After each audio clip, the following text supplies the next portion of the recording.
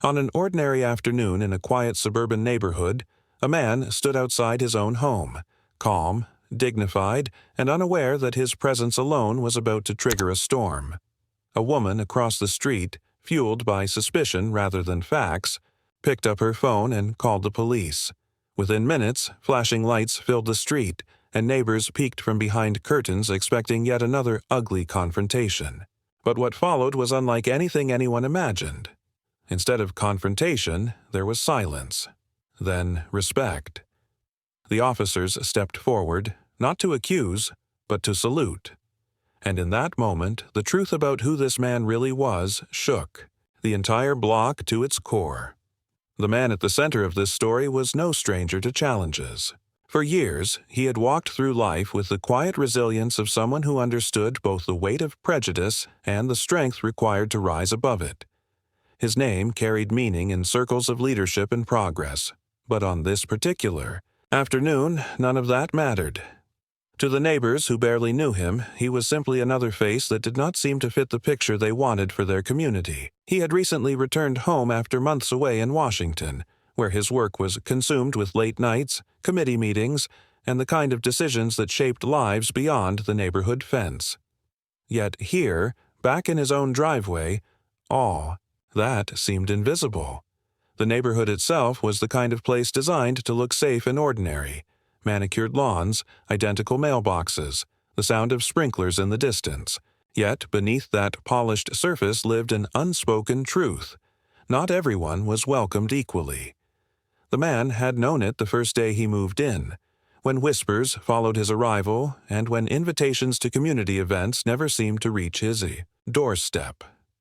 He had endured it quietly, not because he accepted it, but because he had long since learned that silence can sometimes be more powerful than confrontation. On this day, however, silence would not protect him. A single phone call from a woman across the street was enough to turn a routine moment into a public spectacle. She saw him unloading a bag from his car and decided he did not belong. To her, he was suspicious, an outsider intruding where she thought he had no right to be. She dialed the police, confident that her word alone would be enough to cast doubt on his innocence. What she did not realize was that the man she was trying to expose was someone whose identity carried a weight she could never have imagined, and the truth was about to surface in front of everyone. The flashing lights appeared faster than anyone expected.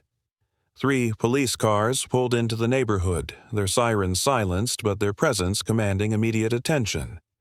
Doors creaked open, radios crackled, and the quiet street transformed into a stage. Children stopped playing.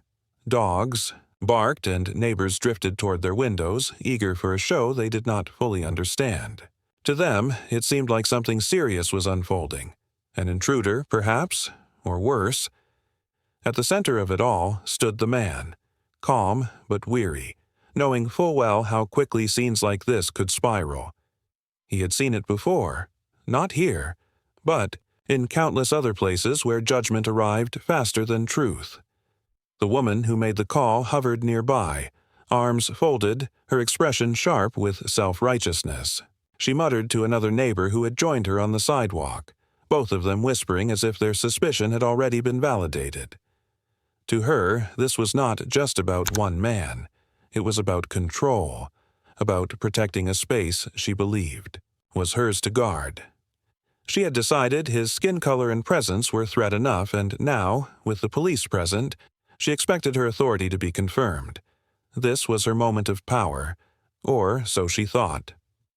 The officers approached with a precision that seemed rehearsed. Their steps were firm, measured, almost ceremonial. The man stood still, his hands visible, his gaze steady. Every movement was deliberate, every breath controlled, because he understood the dangers that came with being misjudged in moments like these. The street grew silent except for the soft hum of engines and the tense shuffle of feet on pavement. It felt as though the entire neighborhood held its breath, waiting to see whether this would end in conflict or compliance. Inside the man's mind, memories flickered. News headlines of others who had not been given the chance to explain, stories of encounters that ended not in clarity but in tragedy. He thought of how easily this could become another statistic, another name added to a list of injustices. Yet he also knew something no one else on that street seemed to realize. His life had been built not only on surviving injustice, but on shaping the very policies meant to prevent it. The irony of being suspected outside his own home was not lost on him. The tension stretched like a wire pulled to its breaking point. Each step of the officers felt heavy with possibility. The woman across the street straightened, anticipating that her complaint was about to be validated. She expected the man to be questioned, perhaps handcuffed, his dignity stripped in front of an audience that had already judged him. She leaned forward slightly, eager for what she believed was justice. But something about the officers' demeanor was different. They did not reach for their weapons. They did not bark commands. Their eyes scanned the man, not with suspicion, but with recognition. One of them slowed, his posture shifting as though something familiar had struck him. Another officer glanced sideways as if confirming what they all were beginning to realize. The murmurs from the neighbors continued, but the energy around the officers shifted, growing heavier, more deliberate. The woman, impatient, called out loudly, insisting that the man did not belong. Her voice rang with entitlement, certain that her word would outweigh his presence. Yet her interruptions only highlighted her ignorance. Because in just a few more moments, the truth of who this man was, and the reality of the authority he carried, would unravel her assumptions in the most public way possible. The air was thick with tension when the lead officer finally stepped closer. His eyes locked onto the man's face, and in that instant, recognition spread like a ripple through the ranks. A subtle shift overtook their posture. Shoulders straightened, gazes sharpened, movement slowed with deliberate care. Then, without a word, the officer raised his hand to his brow in a crisp salute. The sound of silence deepened, broken only by the collective gasp of those watching. The woman across the street froze, confusion etched across her face. This was not the response she expected, not the validation she craved. She took a step forward, as though proximity might restore her imagined authority. But her power had already evaporated, replaced by the undeniable reality unfolding before her. One by one, each officer followed the first, their salutes firm and unwavering. The gesture carried weight, respect, and above all, recognition. The Diho man stood still, dignified, his presence commanding without effort. He did not return their salute, not because he disrespected it, but because he understood its meaning. This was not about him demanding acknowledgement. This was about them offering it freely, a public declaration of who he truly was. Whispers spread through the neighborhood like wildfire. Words like Senator and Washington floated in hushed tones, each whisper chipping away at the narrative the woman had tried to construct.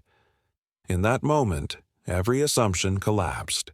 The man she had accused of trespassing, of not belonging, was not only a resident, he was a national leader, a figure whose voice carried weight far beyond their manicured lawns. The salutes were not acts of courtesy, they were acknowledgments, of service, of authority earned through years of dedication and sacrifice. The woman's face drained of color as the realization struck her with crushing force. What she had intended as humiliation had become her own undoing. The power dynamic of the entire street flipped in an instant. The officer's respect stood in stark contrast to her baseless suspicion, and the crowd of neighbors who had been watching now looked not at the man with doubt, but at her with quiet condemnation. The climax had arrived, and with it the undeniable truth. Prejudice had once again misjudged character, but this time it had been exposed in the most public and unforgettable way possible. The street remained still long after the officers lowered their hands. The weight of what had just unfolded hung heavy in the air, pressing down on everyone who had watched with anticipation and judgment. The man did not speak. He did not need to. His silence was louder than any argument, more cutting than any defense. In that silence, the woman who had dialed the police felt the spotlight shift entirely onto her. The very people who once nodded in agreement with her whispers now looked at her differently, some with disappointment, others with quiet disdain. Her attempt to control the narrative had shattered, leaving her exposed as the architect of her own humiliation. For the neighbors, the moment was transformative. They had gathered expecting to witness the removal of someone they believed did not belong, only to discover that the man at the center of their suspicion carried a title and responsibility that far outweighed their narrow perceptions. It was a reminder that assumptions are often blind, and prejudice always costs more than it gains. The officers, having shown their respect, returned to their vehicles without confrontation, leaving behind a message far more powerful than any arrest could have delivered. Dignity cannot be diminished by ignorance, and authority does not always announce itself with sirens.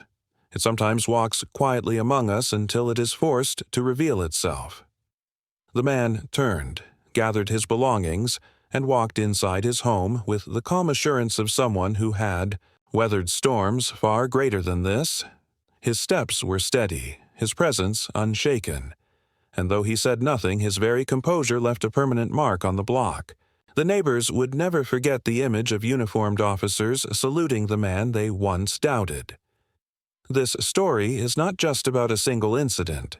It is about the hidden cost of prejudice, the danger of assumptions, and the power of truth to dismantle lies in the most unexpected ways. And it leaves us with a haunting question.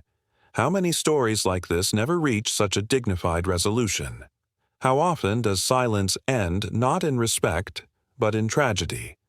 Perhaps the real lesson is this. Before we judge who belongs, we must first examine the lens through which we see the world.